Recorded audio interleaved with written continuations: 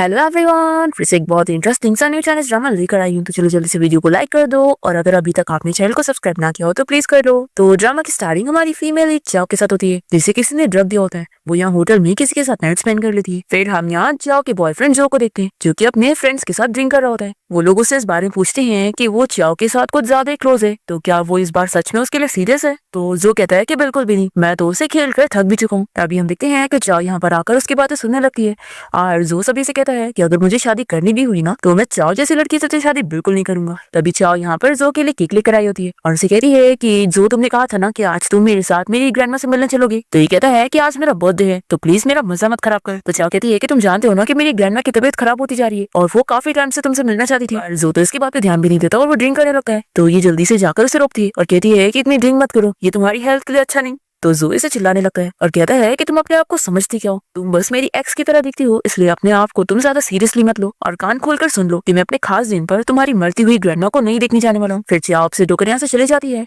तो जो के फ्रेंड उसे कहने लगते हैं कि क्या तुम उसे मनाने नहीं जाओगे। तो ये कहता है कि उसकी जरूरत ही नहीं है, ये कुछ दिन बाद खुद ही मेरे पास वापस आएगी। फिर हम देखते हैं कि चाओ रोते हुए यहाँ से जा रही होती है और वो जो की सारी बातें याद करती है और सोचती है कि हम 6 साल से डेट कर रहे थे, लेकिन उसकी नजर में मैं सिर्फ एक सब्स्टिट्यूट हूँ और कुछ भी नहीं। फिर चाओ को उसकी मॉम की कॉल आती है और चाओ मामा से कहती है कि आखिर तुम मेरी अरेंज की हुई ब्लाइंड डेट पर क्यों नहीं गई। देखो अभी कंपनी की कंडीशन ठीक नहीं चल रही है, तो एक रिच बंदे से शादी कर लो और अपनी फैमिली की हेल्प करो, इसमें तुम्हारा भी फायदा है और फैमिली का भी। चाओ अपनी मॉम को चिल्लाने लगती है कि आप तो बस अपने फायदे का ही सोचती हैं। और फिर चाओ हॉस्पिटल में अपनी ग्रैंडमा से मिलने जाती है। इसका ऐसा चेहरा देखकर ग्रैंडमा समझ जाती है और कहती है कि मुझे बताओ तुम्हें किसने बुली किया है। तो चाओ कहती है कि ग्रैंडमा ऐसा कुछ भी नहीं है, मेरी आंखों में बारिश का पानी चला गया है बस और कुछ नहीं। ग्रैंडमा रोने लग जाती है और कहती है कि मेरे बाद तुम्हें प्रोटेक्ट करने वाला कोई नहीं है, तो मेरी बस एक ही लास्ट विश है कि तुम्हारी शादी एक अच्छे लड़के के साथ हो जाए जो कि मेरे बाद तुम्हारा ख्याल रखे। फिर चाओ इस बार में सोच लेती है कि अपनी मॉम के बताए हुए किसी रिच बंदे से शादी करने से अच्छा है कि मैं किसी स्ट्रेंजर से शादी कर लूं। फिर चाओ अपनी मैच मेकर आंटी को कॉल करती है और उनसे कहती है कि लास्ट टाइम आप मुझे कोई मिस्टर शैन के साथ ब्लाइंड डेट पर भेज रही थी, तो अब मैं रेडी हूँ, तो आप मिस्टर शैन के साथ मेरी ब्लाइंड डेट अरेंज कर दो। फिर नेक्स्ट डे जिया एक रेस्टोरेंट पहुंचती है अपने ब्लाइंड डेट से मिलने के लिए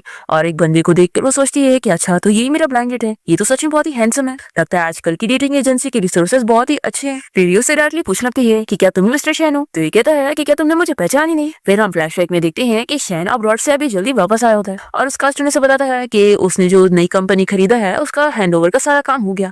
और वो ये भी बताता है कि डेटिंग एजेंसी से कॉल आया कि मिस चाओ आपके साथ फिर से ब्लाइंड डेट पर जाना चाहती हैं। चाओ तो शैन को पहचानती नहीं है पर सोचती है कि उसकी आवाज जानी पहचानी है। वो पूछती है कि क्या हम दोनों पहले कहीं मिल चुके हैं, तो ये समझ जाता है कि इसने मुझे सच में नहीं पहचाना। फिर ये से झूठ बताता है कि नहीं, हम दोनों पहले कभी नहीं मिले। फिर चाओ अपने आप को इंट्रोड्यूस करने लगती है और बताती है कि मैं तुम्हारी ब्लाइंड डेट हूँ और मेरा नाम चाओ है। वो अपनी सारी डिटेल्स वगैरह बताती है और कहती है कि मेरे डैड नहीं है और मेरी मॉम की दोबारा शादी हो चुकी है और मैं अपनी ग्रैंडमा के साथ रहती हूँ, लेकिन अभी इस वक्त मेरी ग्रैंडमा बीमार है तो मैं उनका ख्याल रख रही हूँ और तुम इस बात की फिक्र मत करो, अपनी ग्रैंडमा की मेडिकल फीस में जॉब करके भर रही हूँ और मैं जल्द से जल्द शादी अपनी ग्रैंडमा की वजह से करना चाहती हूँ क्योंकि ये मेरी ग्रैंडमा की विश है कि मेरी शादी हो जाए। फिर शैन अपने बारे में बताने लगता है कि मैं एक कंपनी में जॉब करता हूँ और मेरे पास खुद की घर भी है और कार भी, और मेरे पेरेंट्स जिंदा है पर साथ नहीं रहते और मैं भी शादी इसलिए करना चाहता हूँ क्योंकि मेरे पेरेंट्स मुझे फोर्स कर रहे हैं।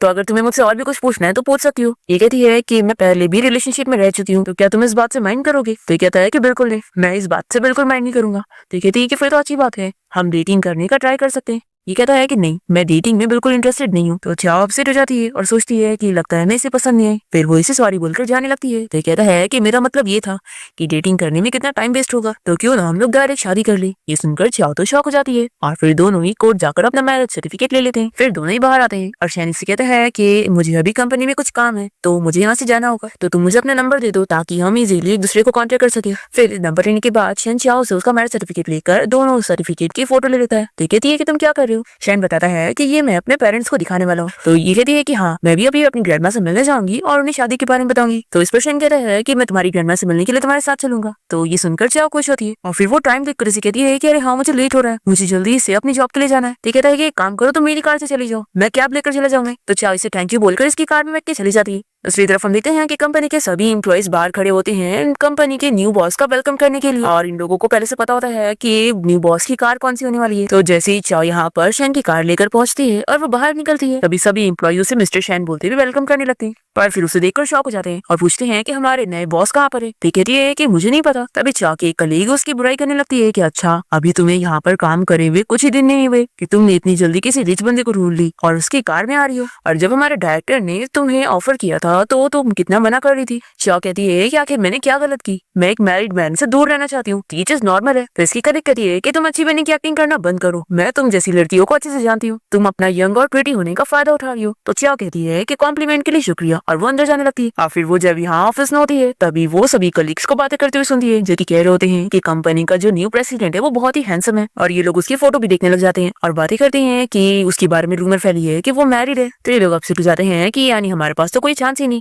फिर चाओ की फ्रेंड भी उसे बताने लगती है कि तुम्हें पता है हमारा जो नया सीईओ है उसने अपनी मैरिज के बारे में पोस्ट किया है। चाओ देखती है कि कंपनी के न्यू बॉस का नाम मिस्टर शैन है, तो ये सोचती है कि मेरे हस्बैंड का नाम भी शैन है, तो क्या ये वही होगा। फिर ये अपने आप को समझाती है कि ऐसा कैसे हो सकता है। फिर चाओ को शेन की कॉल आती है और वो इसे कहता है कि आज सुबह में मैं जल्दी में चला गया था, तो आज शाम में हम तुम्हारी ग्रैंडमा से मिलने के लिए चलेंगे। चाओ खुश होती है और उसे थैंक यू बोलती है। पर तभी इतने में यहाँ पे डायरेक्टर आ जाता है और सभी को बताने लगता है कि आज कंपनी के नए बॉस आने की खुशी में आज कंपनी के सभी एम्प्लॉय डिनर पार्टी के लिए चलेंगे और कोई भी मना नहीं कर सकता है, सभी को चलना पड़ेगा। चाओ तो मना करना चाह रही होती है पर फिर भी उसे मानना ही पड़ता है। फिर वो शेन को मैसेज करके बता देती है कि मुझे कंपनी में काम पड़ गया है, तो मैं आज तुम्हारे साथ ग्रैंडमा से मिलने नहीं जा पाऊंगी। फिर इसके बाद हम देखते हैं कि सभी कलीग चाओ के बारे में गॉसिपिंग कर रहे होते हैं कि उसे क्या हो गया है कि वो कंपनी डिनर पे जाने के लिए खुश नहीं थी और आज वो बार बार मोबाइल में लगी हुई थी, तो लगता है वो किसी को डेट कर रही है। लास्ट टाइम हमने देखे थे कि वो किसी BMW वाले रिच बंदे के साथ आई थी और अब कोई दूसरी लग्जरी कार में आई है। सच में ये बहुत सारे रिच मैन को फंसाती होगी। फिर ये लोग बात करते हैं कि फिर इनमें से कोई कहता है कि कहीं वो हमारे नए बॉस को न फंसा ले, तो बाकी कहते हैं कैसा हो ही नहीं सकता, हमारे नए बॉस पहले से मैरिड है और वो ऐसी लड़की को कभी लाइक नहीं करेंगे। फिर जैसे ही चाओ यहाँ पर आती है तो ये लोग उसे सुनाने लगते हैं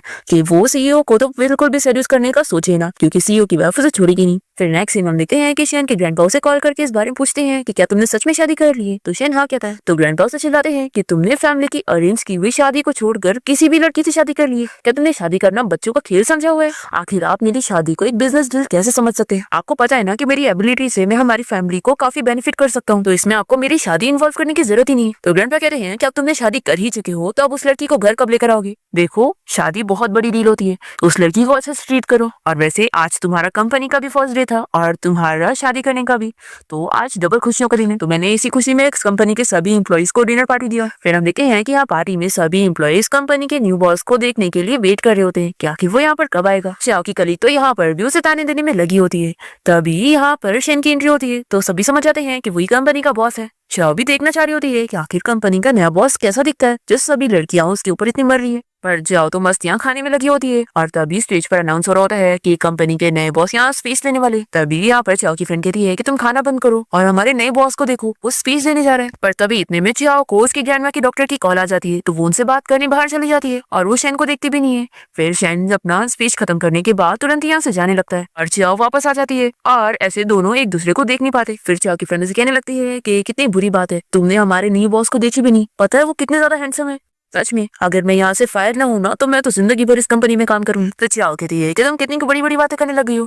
फिर इसके बाद सभी एम्प्लॉइज मिलकर ट्रूथ और डायर का गेम खेलने लग जाते हैं और चाओ की कलीग जानबूझ के उसे राय दे देती है और उससे सवाल करती है कि लास्ट टाइम उसने किसी मैन के साथ कब नाइट स्पेंड करी थी। चाओ अपना वन नाइट स्टैंड याद करने लगती है और वो कुछ कह नहीं पाती और फिर वो पनिशमेंट के तौर पे खुद ही एक कप ड्रिंक कर लेती है। फिर चाओ की कलीग उसे परेशान करने के लिए जानबूझ के उसे वापस से काट देती है। तो इस बार चाओ ट्रूथ नहीं बल्कि डायर चुनती है। तो ये अपने किसी बंदे को मैसेज कर देती है कि वो तुरंत ही यहाँ पर आए और फिर ये चाओ को टास्क देती है कि अब जो भी मैन डोर खुलते के साथ ही यहाँ पर आएगा तुम्हें उसका बेल्ट उतारना है। और ये बोलकर ये लोग हंसे जा रहे होते हैं। चाओ की फ्रेंड उसे कहती है कि हमें ये गेम नहीं खेलना चाहिए और यहाँ से चलना चाहिए, ये लोग तुम्हें कुछ ज्यादा ही बुरी कर रहे हैं। तो चाओ की कलीग उसे कहती है कि तुम ऐसे नहीं जा सकती। तो चाओ कहती है कि मैं पनिशमेंट के तौर पर ड्रिंक करना चाहूंगी। तो इसकी कलीग कहती है कि फिर इस बार तुम्हें 2 कप पीने पड़ेंगे और ये जग भी पीना पड़ेगा। चाओ ड्रिंक करने के लिए मान जाती है तो इसकी फ्रेंड से समझाती है कि नहीं ये वाइन बहुत ही स्ट्रॉन्ग है, पर चाओ नहीं मानती और वो सारी ड्रिंक कर लेती और फिर वो ड्रंक हो जाती है और उसे चक्कर आने लगता है। तो ये अपनी फ्रेंड से कहती है कि मैं अपने घर जा रही हूँ। पर तभी इतने में यहाँ पर शैन आ जाता है और वो चाओ को ऐसे हाल में देखकर पूछता है कि यहाँ पर क्या चल रहा है। चाओ इसे देखती है और सोचती है कि ये तो मेरा नया हस्बैंड है ना, जिसके साथ मैंने आज ही मैरिज सर्टिफिकेट ली थी।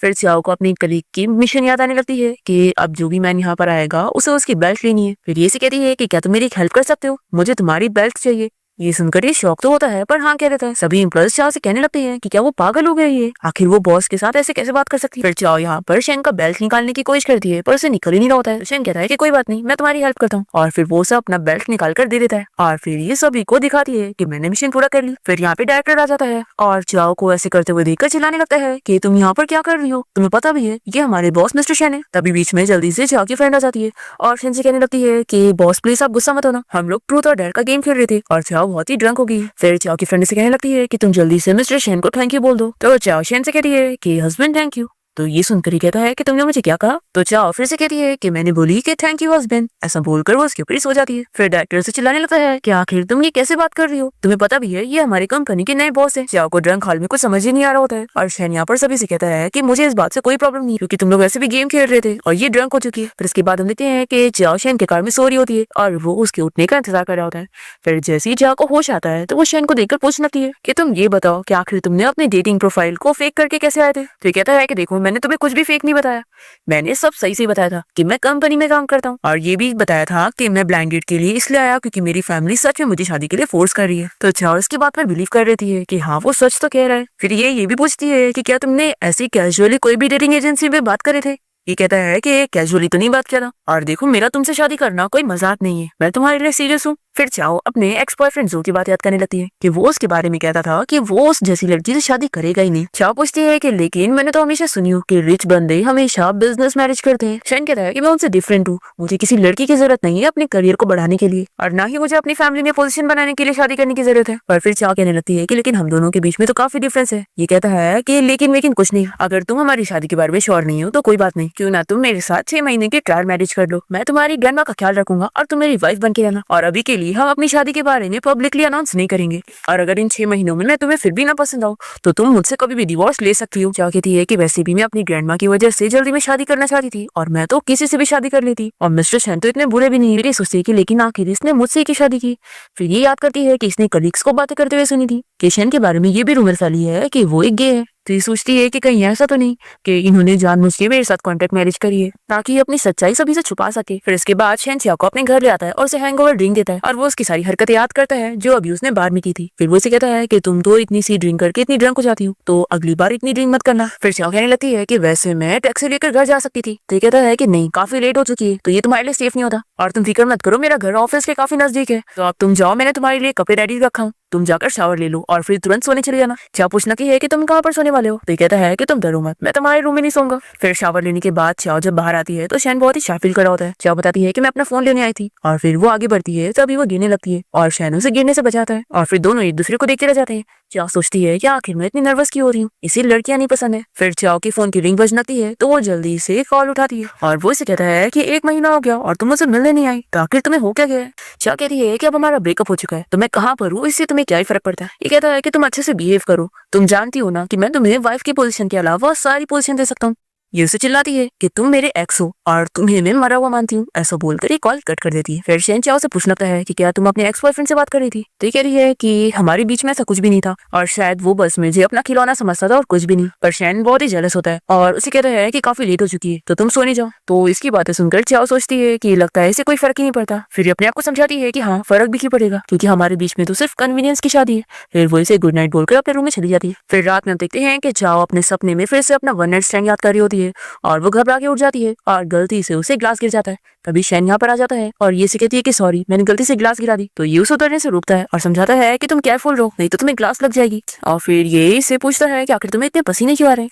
फिर कहती है कि कुछ नहीं, मैंने एक बुरा सपना देखी। फिर चाओ को शक होने लगता है कि जैसे वो मैन यही था। फिर अपने आप को समझाती है कि ऐसा कैसे हो सकता है, ये वो क्रेजी मैन नहीं हो सकता। और फिर ये सोचती है कि वैसे आखिर वो मैन था कौन और इसे लगता है कि शायद वो जो था। फिर नेक्स्ट मॉर्निंग चाओ जब अपने रूम से बाहर आती है तो शैन खुश जाता है कि अच्छा तो तुम उठ गई। उसने पहले से उसके लिए ब्रेकफास्ट रेडी करके रखा होता है और वो बताता है कि यहाँ पर कोई मेड नहीं है तो मैं अपने असिस्टेंट से कह दूंगा कि वो तुम्हारे लिए जरूरत का सारा सामान ले आए ताकि जब तुम यहाँ पर परमानेंट भी रहोगी तो तुम्हें कोई प्रॉब्लम ना हो। तो ये तुरंत ही कह देती है कि मैं यहाँ पर नहीं रहने वाली क्योंकि मैं हमारी इस नई अजीब रिलेशनशिप के लिए इतनी जल्दी एडजस्ट नहीं कर पाऊंगी। ये सुनकर शैन को बुरा लग रहा होता है कि वो इस रिलेशन को अजीब कह रही है। चाओ सोचती है कि रिलेशन अजीब तो है ही क्योंकि मुझे शादी करने के बाद पता चल रहा है कि मेरा हस्बैंड मेरी कंपनी का नया बॉस है। फिर ये कहती है कि वैसे भी हमारी रिलेशनशिप सिर्फ 6 महीने की है तो मुझे यहाँ पर आके रहने की क्या जरूरत है। ये कहता है कि सिर्फ 6 महीने की। तो चाओ कहती है कि हाँ, तुम भूल गए हमारे बीच में डील हुई थी, वैसे भी एक दिन हम दोनों को अलग होना है। तो ये गुस्सा आने लगता है कि क्या हम दोनों को अलग होना है। चाओ सोचती है कि ये हर बात को रिपीट क्यों कर रहा है। फिर शैन गुस्सा तो होता है पर उसे दूध ला के देता है और कहता है कि चलो हमारी रिलेशनशिप 6 महीने की है तो क्या हुआ, लेकिन इन 6 महीनों तक तुम मेरी वाइफ हो, तो क्या तुम इस ड्यूरेशन में एडजस्ट होने का ट्राई भी नहीं करोगी, अपनी इस नई आइडेंटिटी को अपनाने का नहीं सोचोगी। देखो तुम यहीं पर ही शिफ्ट हो जाओ और मेरे साथ रहो। फिर दोनों जन कार में आके बैठते हैं और ये से कहता है कि आज मैं तुम्हारे साथ तुम्हारी ग्रैंडमा से मिलने चलूंगा और फिर उसके बाद ही मैं ऑफिस जाऊंगा। तो ये थैंक यू कहती है। फिर इसी बीच में शैन को उसके फ्रेंड फू का कॉल आ जाता है, तो वो उसे कहता है कि आखिर तुमने मुझे इस वक्त क्यों कॉल किया। तो फू कहता है कि आखिर तुम मुझ पे क्यों गुस्सा हो रहा है, और वैसे ये बता कि तुमने फेक शादी किया है ना, मुझे नहीं लगता कि वो मैरिज सर्टिफिकेट लिए लोगी, क्योंकि आखिर तू ऐसे कैसे शादी कर सकता है। शैन कहता है कि तू फिक्र मत कर, मैं तेरे को अपनी मैरिज सर्टिफिकेट पर्सनली ला के दिखाऊंगा, फिर तू टेस्ट कर लेना कि वो रियल है कि नहीं। फिर इसका फ्रेंड यकीन कर लेता है और कहता है कि यानी तूने सच में शादी किया है, फिर आखिर उस लड़की का क्या जिसे तू लाइक करता है। तो शैन चाओ को देखते हुए अपने फ्रेंड से कॉल पर बताने लगता है कि अब मेरी शादी हो चुकी है, तो अब मैं सिर्फ अपनी वाइफ से प्यार करता है। चाओ इसकी सारी बातें सुन रही होती है और वो सोचती है कि आखिर ये अचानक से ऐसी बातें क्यों कर रहे हैं। फिर ये पूछने लगती है कि अभी तुम किससे कॉल पे बात कर रहे थे। तो ये बताता है कि वो बस मेरा फ्रेंड है और उससे पता चल गया है कि मेरी शादी हो गई। फिर इसके बाद चाओ जब कार से बाहर निकलने लगती है तब ये उसकी हेयर टाई पर गिर जाती है, तो वो उसे उठा के देता है। चाओ इसे फिर से अपने बाल में बांधने लगती है और उसे बताती है कि मेरी ग्रैंडमा हमेशा इसे मेरे बाल में लगाती थी, तो इसलिए मैं भी इसे यूज करती हूँ। शैन कुछ कह नहीं होता है तो ये सोचती है कि क्या ये अच्छा नहीं लग रहा है, तो फिर मैं इसे निकाल देती हूँ। तो कहता है कि नहीं ये बहुत ही ब्यूटीफुल है। फिर चाओ खुश होकर से चली जाती है और शैन फिर से उस रात के बारे में याद करके सोचता है कि ये मुझे कम्प्लीटली भूल चुकी है। फिर दोनों ही साथ में हॉस्पिटल की तरफ जाने लगते हैं और चाओ रुक कर इसे कहने लगती है कि वैसे मैं एक अच्छी एक्टर नहीं हूँ, तो हम लोग को पहले एक साथ प्रैक्टिस कर लेनी चाहिए। शैन पूछता है कि तुम कैसे प्रैक्टिस करना चाहती हो, तो चाओ बहुत ही शाय फील करते हुए उसे हस्बैंड कह रही है और दूसरी तरफ फेस कर लेती है। शैन तो खुश जाता है पर चाओ को लगता है कि मैंने बहुत गलत बात बोल दी। फिर शैन कहता है कि हनी तुम फिक्र मत करो, मैं तुम्हारी ग्रैंडमा के सामने अच्छे से एक्टिंग करूंगा। फिर इसके बाद चाओ यहाँ पर शैन को अपनी ग्रैंडमा से मिलवाती है और शैन ग्रैंडमा को गिफ्ट में ब्रेसलेट देता है, जिसे देखकर ग्रैंडमा लेने से मना कर रही होती है, पर वो कहता है कि अब मैं आपका ग्रैंडसन इन लॉ तो आपको लेना पड़ेगा। फिर ग्रैंडमा चाओ और शैन का हाथ पकड़ा देती है और कहती है कि अब मैं बहुत ही खुश हूँ कि चाओ का ख्याल रखने वाला कोई है। फिर अपनी ग्रैंडमा को रोते देखकर चाओ भी रोने लग जाती है। फिर इसके बाद शैन बाहर आता है और अपने असिस्टेंट को ऑर्डर देता है कि चाओ की ग्रैंडमा को एक प्राइवेट हॉस्पिटल में शिफ्ट करो और उनके लिए एक बेस्ट डॉक्टर का अरेंजमेंट करो। फिर चाओ बाहर आकर शैन को थैंक यू कहती है। तो कहता है कि हमारी रिलेशनशिप में थैंक यू बोलने की जरूरत थी। चाओ सोच लगती है कि आखिर हमारा कौन सा रिलेशनशिप, कॉन्ट्रैक्ट मैरिज वाला या फिर बॉस और एम्प्लॉय वाला, और वैसे अब हम कंपनी में इस रिलेशनशिप को कैसे हैंडल करेंगे। फिर नेक्स्ट सीन हम देखते हैं कि चाओ अपने ऑफिस में होती है, तभी यहाँ पर इसकी कलीग आकर इसकी बेइज्जती करने लगती है और कहती है कि आखिर तुम्हारी हिम्मत कैसे बढ़ गई थी कि तुमने बॉस का बेल्ट ले ली। तो चाओ कहती है कि उस वक्त मैं ड्रंक थी। तो इसकी कलीग कहती है कि हाँ, ड्रंक होने के नाम पर तुम बॉस को सेड्यूस कर रही थी, लेकिन लगता है कि इस चक्कर में तुम इस बारे में तो भूल ही गई कि तुम्हारा वो पुराना लवर बाहर कार लेकर तुम्हारा वेट कर रहा है।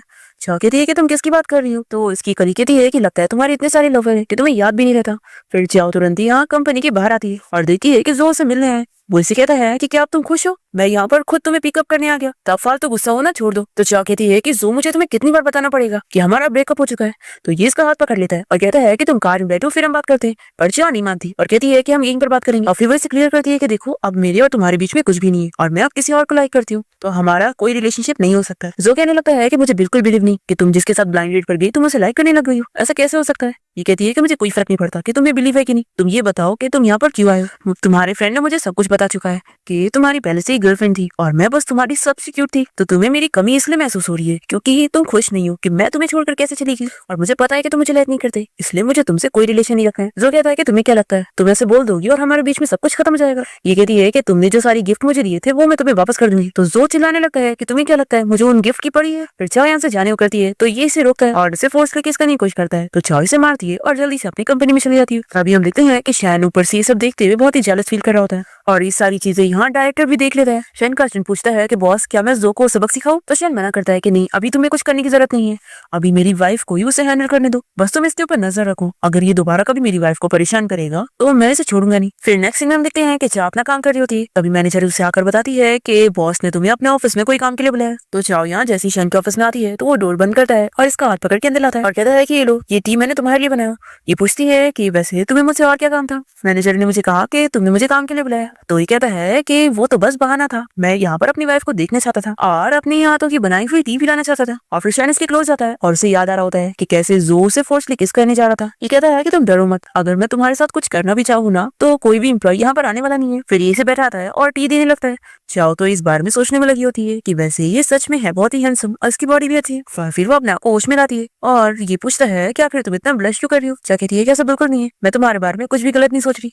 और फिर ये सोचती है कि आखिर मैं ये सब क्यों बोल रही हूँ। फिर ये हंसने लगता है और कहता है कि ठीक है, अगर ऐसी बात है तो फिर मुझे और मेहनत करनी पड़ेगी ताकि मेरी वाइफ मुझ में इंटरेस्ट ले। फिर इसके बाद चाओ जब लिफ्ट में आती है तभी जल्दी से यहाँ पे डायरेक्टर भी आ जाता है और उसे परेशान करने लगता है। कहता है कि अब मुझे समझ आया कि तुम मुझ में क्यों इंटरेस्ट नहीं ले रही थी, क्योंकि तुम मुझसे ज्यादा किसी रिच बंदे में इंटरेस्टेड हो। सच में तुम बहुत ही चालाक लड़की हो जो एक टाइम पर दो दो मैन को हैंडल कर रही हो। देखो आखिर मुझ में भी क्या बुरा है, तो एक्टिंग क्यों कर रही हो? मेरे साथ रहकर भी तुम्हें फायदा ही है, मैं तुम्हें प्रमोशन दिला सकता हूँ। और देखो उन रिच लोग से दूर रहो, क्योंकि वैसे भी वो बस तुम्हारा यूज कर रहे हैं और तुम्हें खिलौने से कम नहीं समझ रहे। जो कहती है कि देखो मुझसे दूर रहो, मेरे पास हस्बैंड है। तो कहता है कि झूठ बोलना बंद करो, मैंने तुम्हारा रेज्यूमे देख चुका हूँ, उसमें लिखा है कि तुम अनमैरिड हो, इसलिए फालतू ड्रामा बंद करो और मेरी बात सुनो। तभी चाओ जल्दी से देख लेती है कि लिफ्ट रुक गई, वो इसे मार के यहाँ से भाग जाती है। तो ये गुस्सा हो जाता है कि तुम्हारी हिम्मत कैसी है मुझे मारने की, रुको अभी मैं तुम्हें बताता हूँ। फिर डायरेक्टर सीधा एचआर के पास जाता है और उसे कहता है कि इस लड़की को कंपनी से फायर करो। पर तभी एक एम्प्लॉय आके डायरेक्टर से कहती है कि आपके ऊपर हैरेसमेंट का केस लगा है, तो आप बात करने के लिए आओ। फिर ये जैसी बात करने के लिए जाता है तो पुलिस को देख के डर जाता है और उसे गुस्सा आती है कि इस लड़की ने पुलिस को कॉल कर दी। पुलिस सीसीटीवी देख चुके होते हैं और कह रहे हैं कि इसमें साफ दिख रहा है कि तुम कैसे इस एम्प्लॉय को हैरेस कर रहे थे, तो बताओ तुम क्या कहना चाहोगे। तो ये कहने लगता है कि मैं कोई हैरेस नहीं कर रहा था, मैं तो बस इस लड़की को वार्निंग दे रहा था कि ये कंपनी में फालतू हरकतें ना करे और सभी मैन को सेड्यूस ना करे। पर देखो इसने मेरे खिलाफ झूठी कंप्लेंट फाइल कर दी कि मैंने इसे हैरेस किया। और फिर ये छिया को समझाने लगता है कि देखो तुम जो कर रही हो इससे कंपनी की रेपुटेशन जा रही है, इसलिए चुपचाप से हरकतें करना बंद करो, हम लोग प्राइवेटली बात करेंगे तो मैं तुम्हें माफ कर दूंगा। देखो अगर कंपनी का लॉस हुआ तो क्या तुम इसकी रिस्पॉन्सिबिलिटी लोगी, इसलिए चुपचाप से मेरी बात सुन लो। फिर ऑस्टिन बताता है कि बॉस सच में इस न्यूज की वजह से कंपनी की स्टॉक प्राइस गिर रही है। फिर डायरेक्टर तो खुश जाता है और कहता है कि मैंने कहा था ना। तो चाओ केस ड्रॉप करने के लिए मान जाती है, पर शेन कहता है कि बिल्कुल नहीं, इसे सजा मिलनी चाहिए। और ये चाओ से एविडेंस मांगता है और इन लोगों को रिकॉर्डिंग सुनाता है कि उसने उसे क्या क्या बोला था। डायरेक्टर यहाँ पर कहने लगता है कि बॉस आप इस लड़की की बातों में मत आओ, ये झूठ बोल रही है, इसने पहले मुझे सेड्यूस करी थी और आप ही सोचो मैं आपका इतना पुराना एम्प्लॉय हूँ, मैं ऐसे काम थोड़ी ना करूंगा। पर शेन इसकी बातों में बिल्कुल नहीं आता और फिर पुलिस इसे पकड़ के लेके जाती है तो ये चिल्लाने लगता है और चाओ से कहता है कि तुम्हें तो मैं बाद में देख लूंगा। फिर इसके बाद हम देखते हैं कि शन अपने असिस्टेंट से उस डायरेक्टर की सारी इन्फॉर्मेशन निकलवा लेता है। असिस्टेंट बताता है कि पहले भी उसने और भी लड़कियों को ऐसे हैरेस कर चुका है और उनमें से दो लड़की ने तो अपनी जान भी ले ली थी। ये कहता है कि अच्छा हुआ एविडेंस में याद करता है कि कैसे डायरेक्टर चाओ को धमकी दे रहा था कि उसकी वजह से उसकी जॉब गई है ना, तो वो उसको छोड़ेगा नहीं। शन अपना असिस्टेंट से कह देता है कि वो जेल से बाहर नहीं आना चाहिए और क्या पता वो जेल के अंदर ही मर जाएगा। फिर इसके बाद हम देखते हैं कि चाओ के पास उसकी कलीग आती है और उसे कहने लगती है कि मुझे बिलीव नहीं हो रहा कि तुम लोगों को सेड्यूस तो करती ही थी, बल्कि अब तुमने कंपनी का लॉस भी करवा दी। चाओ कहती है कि मेरे बारे में रूमर फैलाना बंद करो, नहीं तो मैं दोबारा पुलिस को कॉल कर सकती हूँ। तो कहती है कि तुम ही सोचो, तुमने कंपनी का इतना लॉस करवाई हो और हमारे जो न्यू बॉस है वो अब तुम पे कितना गुस्सा होंगे, तो अब तुम उन्हें सेड्यूस कैसे करोगी, इस लालच से काम करो। ऐसा बोलकर चली जाती है। फिर ऑफिस से छुट्टी होने के बाद जब ये दोनों कार से घर जा रहे होते हैं तो चाओ सोचती है कि लगता है ये गुस्सा है। फिर वो उसे सॉरी कहने लगती है और कहती है कि मुझे पुलिस को कॉल करने से पहले कंपनी की रेपुटेशन के बारे में सोचना चाहिए था कि बात बहुत बढ़ जाएगी और खास करके कंपनी की एम्प्लॉय होने के नाते तो मुझे कंपनी के बारे में पहले सोचना चाहिए था। तो ये कहता है कि तुम याद रखो कि तुम सबसे पहले मेरी वाइफ हो और यही सबसे ज्यादा इंपॉर्टेंट चीज है। तो कहती है कि मैं अपनी इस नई आइडेंटिटी को ठीक से फील नहीं कर पा रही हूँ। तो कहता है कि सब मेरी गलती है, मैं तुम्हारा हस्बैंड हूँ और मैं तुम्हें ठीक से अपनी वाइफ की तरह नहीं फील करवा पा रहा हूँ। तो कहती है कि बिल्कुल नहीं, मेरा ये मतलब नहीं था। फिर शैन चाओ को किस करने जा रहा होता है पर वो बिल्कुल भी रेडी नहीं होती है, तो ये दूर हो जाता है और कहता है कि ठीक है मैं इस बार तुम्हें छोड़ रहा हूँ। चाओ सोचती है कि क्या ये मुझे किस करने वाला था। शैन तो यहाँ पर स्माइल कर रहा होता है। फिर नेक्स्ट टाइम देखते हैं कि चाओ जब अपना काम कर रही होती है तभी शैनो से मैसेज पर बातें करने लगता है। फिर इसके बाद शैन अपने सभी फ्रेंड से मिलने गया होता है और ये लोग इसे पूछते हैं कि यानी तूने सच में शादी कर लिया, तो ये लड़की तेरे ग्रैंडपा ने ढूंढे या फिर तूने खुद ढूंढा। ये लोग इसे ये भी पूछते हैं कि वैसे इतना टाइम हो गया और तेरी वाइफ ने तुझे कॉल तक नहीं की, तो क्या उसे तेरी बिल्कुल नहीं पड़ी है। तो ये सुनकर शैन चुप हो जाता है क्योंकि उसे बुरा लगता है। दूसरी तरफ चाओ यहाँ कंपनी में ओवर टाइम वर्क कर रही होती है, तभी से शैन का कॉल आता है। तो पूछती है कि क्या हुआ, तुम्हारी पार्टी खत्म हो गई। तो वो कहता है कि अभी नहीं, मैं बस थोड़ा सा अपसेट था। तो कहती है कि क्या हुआ है। तो शैन बताता है कि मेरे फ्रेंड्स ने मेरा मजाक उड़ाया कि मेरी वाइफ को मेरी बिल्कुल नहीं पड़ी है, तभी तो उसने मुझे कॉल भी नहीं की। चाओ सोचती है कि शायद मुझे अपनी वाइफ वाली ड्यूटी निभानी चाहिए जो कि मैं कर नहीं रही हूँ। शैन उसे कह देता है कि अभी मैं बहुत ही ड्रंक हो गया हूँ, तो क्या तुम मुझे पिक करने आ सकती हो। तो चाओ मान जाती है। हम देखते हैं कि जोबी यहाँ बार में होता है और वो सभी लड़कियों के साथ बैठ के ड्रिंक कर रहा होता है। तभी एक लड़की को देखकर उसे चाओ याद आ रही होती है जो कि उसे कह रही थी कि अब वो किसी और को लाइक करती है। ये बहुत ही अपसेट होता है और ये इस लड़की को चाओ समझकर किस करने जा रहा होता है, पर फिर इसे जैसे ही होश आता है तो ये इसे दूर कर देता है। हम देखते हैं कि चाओ यहाँ पर शैन को पिक करने के लिए आई होती है, लेकिन उसने मास्क पहनी थी ताकि उसके फ्रेंड्स उसे पहचान ना पाए। उसकी वाइफ बनने की अच्छे से एक्टिंग करने लगती है और उसका हाथ पकड़ के कहती है कि हस्बैंड अब हमें घर चलना चाहिए। तो शैन के सभी फ्रेंड्स कहने लगते हैं कि अच्छा तो ये तुम्हारी वाइफ है। ये लोग कहते हैं कि सिस्टर इन लॉ आखिर आपने मास्क क्यों पहनी हुई हो, हम लोग शैन के बहुत ही अच्छे फ्रेंड्स है। तो शैन कहता है कि ये कपल वाली चीज है जो तुम नहीं समझोगे और फिर ये चाओ को लेकर यहाँ से चला जाता है। और तभी जो यहाँ पर चाओ को पीछे से देखकर सोचने लगता है कि क्या वो सच में चाओ है। चाओ बाहर आते के साथ ही शैन को कहती है कि मुझे अब नीचे उतारो। ये कहती है कि देखो मैंने अपनी बेस्ट एक्टिंग करी और मैं इससे ज्यादा नहीं कर पाऊंगी। तभी इतने में यहाँ पर जो आ जाता है और उसे देखकर चाओ छुपने लगती है और शैन से कहती है कि चलो हम लोग जल्दी घर चलते हैं। तभी जो तो चाओ को पहचान जाता है और सोचता है कि शैन के साथ क्या कर रही है। शैन गुस्सा हो जाता है कि क्या तुम डर रही हो या फिर तुम्हें अभी भी उसकी पड़ी है। ये कहती है कि बिल्कुल नहीं, मैं उसके साथ कोई रिलेशन नहीं रखना चाहती। शैन कहता है कि चलो फिर मैं तुम्हारी हेल्प करता हूँ और फिर वो उसे किस करने लग जाता है और ये देखकर जो शॉक होता है और फिर ये अपने आप को समझाता है कि नहीं, ये चाओ हो ही नहीं सकती। चाओ ऐसे पब्लिकली किसी लड़की को कैसे किस कर सकती है। और फिर जो उस लड़की के साथ वापस से बार में चला जाता है और चाओ शैन को दूर करती है। तो कहता है कि सॉरी, मैं अपने आप को रोक नहीं पाया था। तो चाओ भी कहती है कि कोई बात नहीं, इसमें तुम्हारी गलती नहीं है। फिर शैन इसे कार में बैठाता है और फिर शैन चाओ के साथ उसके घर पे आ जाता है। तो कहती है कि इससे अच्छा है कि हम तुम्हारे घर पे चलते हैं क्योंकि मेरे घर पे कुछ भी नहीं है। तो कहता है कि कोई बात नहीं, मैं असिस्टेंट से कहकर जरूरत की चीजें मंगवा लूंगा, तुम जब तक शावर लेने जाओ। फिर चाओ जब शावर लेकर बाहर आती है तब ये देखती है कि असिस्टेंट यहाँ पर शैन को एक बैग दे रहा है। तो शैन ये चीज देखकर शॉक होता है और असिस्टेंट से कहता है कि मैंने तुम्हें ये लाने के लिए नहीं बोला था। तो असिस्टेंट तो जल्दी से यहाँ से भाग जाता है। फिर शैन का फ्रेंड से कॉल करके बता देता है कि उसने असिस्टेंट को क्या कर ये चीज खरीदने के लिए बोला था। फिर चाओ शाही होकर जा रही होती है तभी शैन उसे रोकता है और कहता है कि अगर तुम रेडी नहीं हो तो मैं तुम्हें फोर्स नहीं करूंगा। चाओ कहती है कि ऐसी बात नहीं है, बस मैं अभी एडजस्ट नहीं हो पा रही हूँ कि हमारी शादी हुई है। लेकिन हाँ, मैं तुमसे एक चीज कंफर्म करना चाहती हूँ कि क्या हमारी शादी एक कोइंसिडेंस है। फ्लैशबैक में भी दिखाते हैं कि चाओ मैच मेकर आंटी से मिलने जाती है और उन्हें थैंक्स करती है कि उन्होंने उसे इतने अच्छे ब्लाइंड डेट से मिलवाई। तो आंटी तो खुश होती है कि अच्छा, तो तुम्हारा और उसका रिलेशन अच्छा चल रहा है, फिर तो अच्छी बात है। क्योंकि पता है मैंने तो मिस्टर शैन को इतनी सारी लड़कियों का प्रोफाइल दिखाई थी पर उन्होंने तो सिर्फ तुम्हें चुना। फिर फ्लैशबैक यहाँ पर खत्म होता है और शैनी से कहता है कि हाँ, हमारे बीच में कोई कोइंसिडेंस नहीं है और वो अपने मन में कहता है कि मैं तुम्हें काफी टाइम से लाइक करता हूँ। फिर शैन तो सो जाता है और चाओ उसके बारे में सोचने में लगी होती है और ये सोचती है कि क्या ये मुझे लाइक करता है। लेकिन हमें मिले हुए तो कुछ ही दिन हुए। फिर नेक्स्ट मॉर्निंग हम देखते हैं कि शैन चाओ की मेडिकल रिपोर्ट देख रहा होता है और उसे बहुत ही बुरा लगता है कि चाओ की मेमोरी लॉस हो गई है। लेकिन आखिर ऐसा क्यों हुआ कि ये सिर्फ मुझे ही भूल चुकी है। फिर हम देखते हैं कि चाओ को सपने में पुरानी चीजें याद आ रही होती है। तो जैसे ही उसे होश आता है तो वो शैन से पूछती है कि क्या हम लोग ब्लाइंड डेट से पहले मिल चुके हैं। तो कहता है कि आखिर तुम ये क्यों पूछ रही हो। तभी चाओ को उसकी मॉम की कॉल आ जाती है और वो उसे डिनर पे बुला रही होती है। तो चाओ कहती है कि मेरे पास टाइम नहीं है। तो चाओ की मॉम से धमकाने लगती है कि अगर तुम मेरी बात नहीं सुनोगी तो मुझे तुम्हारी ग्रैंडमा से बात करनी पड़ेगी। तो ये कहती है कि ग्रैंडमा बीमार है, ठीक है फिर मैं आपसे मिलने आऊंगी। चाओ याद करती है कि कैसे उसकी मॉम ने बचपन से ही उसे बहुत बुरी तरीके से ट्रीट करी है और उसे एक अनलकी लड़की समझी है।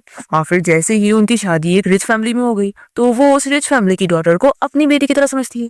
फिर उसके बाद हम देखते हैं कि चाओ अपनी मॉम से मिलने के लिए उनके घर पहुंचती है और यहाँ पर चाओ की मॉम उसकी स्टेप सिस्टर और उसकी सिस्टर के फियांसे से मिलवाती है जो भी चाओ में काफी इंटरेस्ट ले रहा होता है। और ये चाओ की मॉम समझ जाती है। चाओ की सिस्टर अपनी फियांसे से चाओ की बेइज्जती करने लगती है। मिस्टर जो पहले उसे डेट कर रहा था और 6 सालों से यूज करने के बाद उसने उसे फेंक दिया। इसका फियांसी तो ये सुनकर और खुश हो रहा होता है कि अच्छा, तो ये जो की गर्लफ्रेंड रह चुकी है। फिर तो ये और भी इंटरेस्टिंग है। चाओ को बहुत ही बुरा फील होता है और वो डिनर छोड़कर यहाँ से चली जाती है। तो इसके सिस्टर का फियांसी भी उसके पीछे यहाँ से जाता है। फिर चाओ की मॉम यहाँ पर उसके स्टेप सिस्टर को समझाती है कि तुम उसके पीछे मत जाओ क्योंकि ये प्रोजेक्ट हमारे लिए बहुत इंपॉर्टेंट है। अगर वो चाओ में इंटरेस्ट ले रहा है तो हमें ये करना होगा क्योंकि हमें प्रोजेक्ट में फायदा होगा। तो ये कहती है कि मॉम अगर चाओ ने उसे सेड्यूस करी तो और वो उसे लाइक करने लग गया तो कहती है कि इस बात से कोई फर्क नहीं पड़ता क्योंकि वो चाओ जैसी लड़के से शादी नहीं करेगा और सिर्फ तुम ही उसकी वाइफ बनोगी, तो बिल्कुल फिक्र मत करो। दूसरी तरफ हम देखते हैं कि इसका फियांसी यहाँ चाओ के पीछे लगा होता है और उसे कहता है कि चलो मैं तुम्हें घर छोड़ देता हूँ। तो कहती है कि मुझसे दूर रहो, तुम मेरे सिस्टर के फियांसी हो ना, तो हद मेरा। पर ये तो जल्दी से चाओ को अपनी कार में बैठा लेता है और उसे हैरेस करने की कोशिश करता है। फिर चाओ को बचाने के लिए यहाँ पर शैन अपने फ्रेंड के साथ पहुंच जाता है। तो ये डर के मारे बाहर आता है और शैन से डिस्कस करता है कि लगता है हमारे बीच में कुछ मिसअंडरस्टैंडिंग हो गई है, आखिर तुम यहाँ पर मुझे मारने क्यों आए हो। शैन कहता है कि कोई मिसअंडरस्टैंडिंग नहीं है, मैं यहाँ पर तुम्हारे लिए आया हूँ। तो ये समझ आता है कि लगता है चाओ इसकी मिस्ट्रेस है। तो ये कहता है कि अच्छा, तो तुम यहाँ पर मेरी फियांसी की सिस्टर के लिए आए होंगे। देखो मैं तो बस उसे राइड दे रहा था और कुछ गलत नहीं करने वाला था। और ऐसा बोलकर जल्दी से चाओ को कार से बाहर निकाल देता है। फिर चाओ शैन को अपने पास करके उसे पीछे टर्न करने के लिए कहता है और इस बंदे को सबक सिखाता है। फिर दोनों ही कार में बैठे होते हैं और शैन सोचता है कि लगता है मैंने इसे डरा दिया। तभी चाओ कहती है कि अभी जो तुमने करे हो इससे तुम कोई प्रॉब्लम में तो नहीं फंस जाओगे। तो ये कहता है कि अच्छा, तो तुम मेरी फिक्र कर रही थी। शैन कहता है कि देखो मेरी फिक्र करने की जरूरत नहीं है, मैं बिल्कुल ठीक हूँ और मुझे कुछ हो ही नहीं सकता। और वैसे तुम मेरी लिमिट्स का टेस्ट मत करना। ये पूछती है कि तुम्हें कैसे पता चला कि उसने मुझे लेकर गया। शैन कहता है कि तुम भूल गई, मैं तुम्हें पिक करने आ रहा था और तुमने मुझे रेस्टोरेंट का एड्रेस बताई थी। तो ये से थैंक यू बोलती है और कहती है कि मैं अगली बार केयरफुल रहूंगी। फिर चाओ जैसी घर पहुंचती है तो इसकी मम्मी से कॉल करके पूछती है कि आखिर तुमने अपने सिस्टर के फियांसे के साथ ऐसा क्या करी, वो ब्लाइंड कैसे हो गया। यहाँ पर उसकी स्टेप सिस्टर कहने लगती है कि मॉम अब वो बंदा ब्लाइंड हो चुका है, मैं ऐसे बंदे से तो शादी नहीं कर सकती। फिर ये जल्दी से फोन ले लेती है और चाओ को चिल्लाने लगती है, तो चाओ उसका कॉल कट कर देती है और फिर वो याद करने लगती है कि कैसे उसकी मॉम एक रिच फैमिली में शादी करने के लिए उसे छोड़कर चली गई थी। फिर रात में वो सपने में यही देखकर डर रही होती है। तभी यहाँ पर शैन उसके पास बैठा होता है, तो चाओ उसे देखते के साथ ही जल्दी से हक कर लेती है और उसे बताने लगती है कि मैंने अपने बचपन के बारे में सपना देखी। तो इसे बहुत ही बुरा लगता है कि इसकी बचपन की मेमोरीज लगता है बहुत बुरी है। फिर शैन इसे कहता है कि अब तुम सो जाओ, तो कहती है कि क्या तुम भी मेरे साथ रहोगे, तो ये मान जाता है और फिर इसके साथ ही बेड पे आ जाता है। फिर चाओ यहाँ पर सोने के लिए एक ऑडियो प्ले करती है। ते पूछता है कि ये क्या, तो चाओ बताती है कि ये मेरे कॉलेज के सीनियर की वॉइस है, वो बहुत ही अच्छा डबिंग आर्टिस्ट है और मुझे जब भी नींद नहीं आती है तो मैं इसकी आवाज सुनकर ही सो पाती हूँ। फिर शैन याद करने लगता है और हमें फ्लैशबैक भी दिखाते हैं कि जिसकी ये वॉइस सुन रही है वो कोई और नहीं बल्कि शैन की वॉइस है और एक्चुअली में शैन चाओ को कॉलेज टाइम से लाइक करता है और चाओ की वजह से उसने वॉइस डबिंग कॉम्पिटिशन में पार्टिसिपेट किया था। अब यहाँ पर शैन से पूछता है कि क्या तुम उसे लाइक करती हो, तो कहती है कि हाँ, वो मेरा फेवरेट वॉइस एक्टर है, लेकिन कॉलेज के बाद मैंने उसकी एक भी रिकॉर्डिंग नहीं सुनी और बस उसकी यही रिकॉर्डिंग मेरे पास रह गई। और वैसे तुम्हारी वॉइस और उसकी वॉइस भी थोड़ी मिलती जुलती है। शैन कहता है कि क्या पता मैं वही हुआ, तो मुझे ध्यान से देखो। तो ये दूसरी तरफ फेस कर लेती है और कहती है कि नहीं, तुम वो कैसे हो सकते हो। फिर शैन कहने लगता है कि अगर ऐसे तुम दूसरों के बारे में सोचोगी तो मैं जेलस होऊंगा। फिर नेक्स्ट दिन देखते हैं कि शैन को एक इवेंट का इनविटेशन आता है, तो ये चाओ के बारे में सोचकर कि वो उसका फेवरेट वॉइस एक्टर है तो ये वो इस इवेंट में जाने के लिए मान जाता है। चाओ ये जानकर बहुत ज्यादा खुश होती है कि उसका फेवरेट वॉइस एक्टर उस इवेंट में आने वाला है, तो वो अपनी फ्रेंड के साथ वहाँ पर पहुंचती है। फिर हम देखते हैं कि शैन जब इस इवेंट में पहुंचता है तो वो मास्क पहन के होता है ताकि चाओ उसे पहचान ना पाए। फिर यहाँ पर जो भी उसकी फैंस आई होती है ये उन सभी को ऑटोग्राफ देता है। चाओ तो इसे देख के रह जाती है और फिर वो तुरंत यहाँ से चला जाता है। फिर चाओ को शैन का मैसेज आता है और वो बताता है कि वो भी इस होटल में आए हुए हैं और वो जैसे ही उसके रूम में उसे मिलने पहुंचता है तो चाओ इसे देखकर सोचती है कि इसके कपड़े और उसके कपड़े सेम नहीं है, तो यानी कि वो हो ही नहीं सकता। शैन कहता है कि तुम्हें क्या हुआ, क्या तुम मुझे देखकर डिसअपॉइंटेड हो। फिर शैन यहाँ पर चाओ को बताता है कि मैं यहाँ पर बिजनेस ट्रिप पर आया था तो तुमसे भी मिलने आ गया और फिर वो जल्दी से उसे हक कर लेता है और कहता है कि अब मैं थक चुका हूँ। तो चाओ कहती है कि ऐसी बात है तो तुम रेस्ट कर लो और फिर वो जल्दी से उसके लिए बेड रेडी करती है। तभी वो लाइट्स ऑफ करके इसके क्लोज आ जाता है और कहता है कि मेरे साथ सो जाओ बस थोड़ी देर के लिए। फिर नेक्स्ट मॉर्निंग जब ये दोनों बाहर निकल रहे होते हैं तभी यहाँ पर चाओ के फ्रेंड शैन को देखकर शॉक होती है कि बॉस यहाँ पर क्या कर रहे हैं। तो वो चाओ से जल्दी से बताती है कि ये बस कोइंसिडेंस है, बॉस भी यहाँ पर बिजनेस ट्रिप के लाए थे। फिर ये लोग सेम फ्लाइट से ही घर जा रहे होते हैं और सीट भी बाजू में होती है। जैसे ही चाओ की फ्रेंड सो जाती है तो शैन चाओ का हाथ पकड़ रहा होता है। फिर ये लोग जब एयरपोर्ट से बाहर निकलते हैं तभी शैन से कहता है कि काफी रात हो चुकी है, चलो मैं तुम्हें घर छोड़ देता हूँ। फिर ये सुनकर चाओ की फ्रेंड तुरंत इन लोगों को बाय बोलकर यहाँ से भाग जाती है और फिर असिस्टेंट भी यहाँ से भाग लेता है। तो चाओ शैन से कहती है कि ठीक है फिर मेरे घर पे चलते हैं क्योंकि एयरपोर्ट से नजदीक है, तुम जल्दी से रेस्ट कर सकते हो।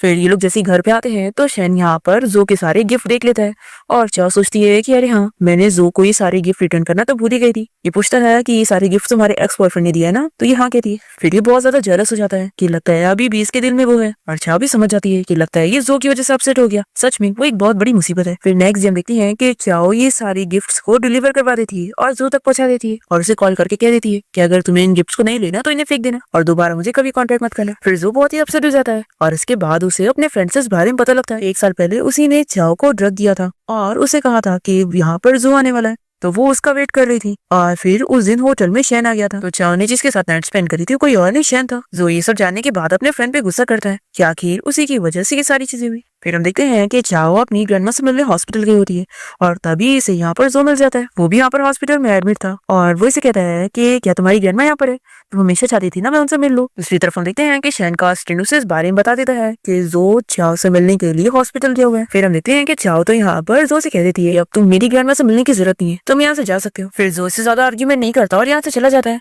दूसरी तरफ शैन का असिस्टेंट उसे इस बारे में कॉल करके बता देता है कि लगता है जो वहाँ पर सिर्फ आपकी वाइफ से बात करने गया था और वो अब जा चुका है, लेकिन मैं उन लोग की बातें ठीक से सुन नहीं पाया। शैन कहता है कि उन लोग पे नजर रखे हो। फिर इसके बाद हम देखते हैं कि चाओ यहाँ कंपनी में होती है और वो सोचती है कि आज पूरा दिन शैन ने उसे कांटेक्ट नहीं किया, तो ये समझ जाती है कि वो उसे गुस्सा है। शैन को असिस्टेंट को कॉल करती है, उसे पूछती है कि वो क्या कर रहा है, तो असिस्टेंट बताता है कि वो ओवर टाइम वर्क कर रहा है और बिजी है। चाओ असिस्टेंट से एडवाइस लेती है कि आखिर वो शैन को कैसे मनाए, तो वो कहता है कि बॉस बहुत ही सिंपल है, बस आपको इनिशिएटिव लेना होगा। फिर फाइनली चाओ शैन से मिलने के लिए कंपनी आ जाती है और जैसे उसके ऑफिस में आती है तो उसे एक्सप्लेन करने लगती है कि तुम्हें मिसअंडरस्टैंडिंग हो गई है और तुम फिक्र मत करो, मैंने जो के साथ सारी चीजें क्लियर कर ली और उसका और मेरा कोई रिलेशन नहीं है और सब मेरी गलती है, मैंने उसे सब चीजें पहले क्लियर नहीं करी। तो कहता है कि इसमें तुम्हारी गलती नहीं बल्कि उसकी गलती है।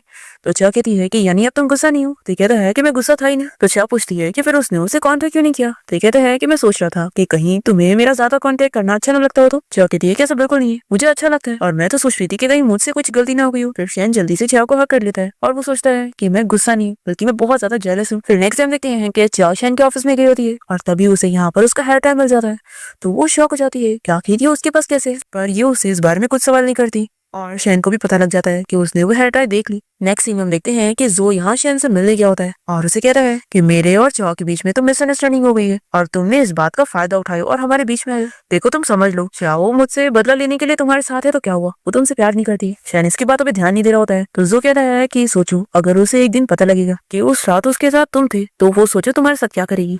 फिर शैन घर आने के बाद चाओ को सोते हुए देख रहा होता है, तभी वो उठ जाती है और उसे हेयर टाई के बारे में पूछने लगती है। इतने में उसे हॉस्पिटल से कॉल आती है कि उसकी ग्रैंडमा की क्रिटिकल कंडीशन हो गई है। फिर ये तुरंत ही शैन को लेकर हॉस्पिटल पहुंचती है। यहाँ पर उसकी ग्रैंडमा ऑपरेशन रूम में होती है और नर्स इन लोगों को इस बारे में बताती है कि उसकी ग्रैंडमा की विश है कि वो अपने ग्रेट ग्रैंडसन को देखने चाहती है। फिर चाओ बहुत ज्यादा अपसेट होती है और फिर वो शैन से घर आने के बाद इस बारे में बात करती है कि उसे अपनी ग्रैंडमा की विश पूरी करने के लिए एक बेबी चाहिए। शैन भी इसके लिए मान जाता है। फिर नेक्स्ट टाइम देखते हैं चाओ जैसी हॉस्पिटल पहुंचती है तो यहाँ पर वो अपने डैड और अपने स्टेप मॉम को देख लेती है जो कि कुछ चुराने के लिए आए थे। ते उन्हें चिल्लाती है और अपने डर से कहती है कि आप यहाँ पर क्या कर रहे हो, जब ग्रैंडमा को आपकी सबसे ज्यादा जरूरत थी तब तो आप उनके पास थे ही नहीं। फिर चाओ और उसके डैड के बीच में काफी आर्ग्यूमेंट होने लगता है और उसके डैड उसके ऊपर हाथ उठाने जा रहे होते हैं। तभी इतने में यहाँ पर शैन आकर उनका हाथ रोक देता है और उन्हें सबक सिखाता है कि वो उसकी वाइफ को नहीं मार सकते और वो ग्रैंडमा की सारी प्रॉपर्टी को डोनेट करवा देता है और कहता है कि ये आपको तो बिल्कुल नहीं मिलेगी। फिर ग्रैंडमा चाओ को बाहर जाने के लिए बोलती है और फिर ये शैन से बात करती है और उसे समझाती है कि वो चाओ का बहुत अच्छे से ख्याल रखे। तो कहता है कि आप फिक्र मत करो, चाओ मेरी वाइफ है और मैं उसे बहुत प्यार करता हूँ और मैं उसका अच्छे से ख्याल रखूंगा। ग्रैंडमा सुनकर बहुत खुश होती है और फिर वो मर जाती है। फिर चाओ को जब ये पता लगता है तो बहुत रोने लगती है और फिर अपनी ग्रैंडमा के फ्यूनरल पर पहुंचती है और अपनी ग्रैंडमा को याद करके ये तो यहीं पर ही बेहोश जाती है। तो शैन जल्दी से अपने असिस्टेंट को कहकर अपने डॉक्टर को यहाँ पर बुलाता है और फिर चाओ ठीक हो जाती है और फिर वो यहाँ पर अपनी ग्रैंडमा के लिए फिर से रोने लगती है। तो शैन उसे कम्फर्ट करता है।